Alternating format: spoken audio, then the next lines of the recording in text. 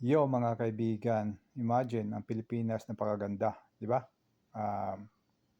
Para siyang ang sistema ay parang Australia, parang Singapore, parang Korea, Japan, di ba? Napakaganda, di ba? Pero hindi, iba yung nangyayari. Kinukurakot, binubulsa ang mga pera natin, di ba? Kaya kaibigan, isa lang yung solusyon.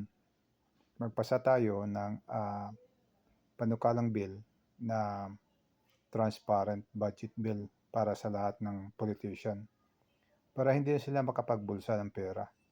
Di ba? Pero, ang resulta, tataas yung sahod nila. Di ba? Taasan natin yung sahod nila, hindi na sila makapagbulsa.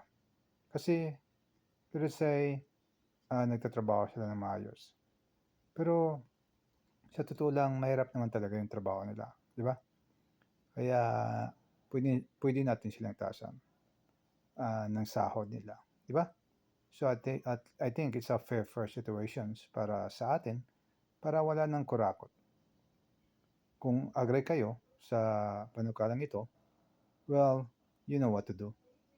Press like and share para ikalat natin sa buong Pilipinas na ganun yung gusto natin. Na yung mga politiko magpasa sila ng bill, taasan ng sahod nila at transparent yung mga budget nila. Peace.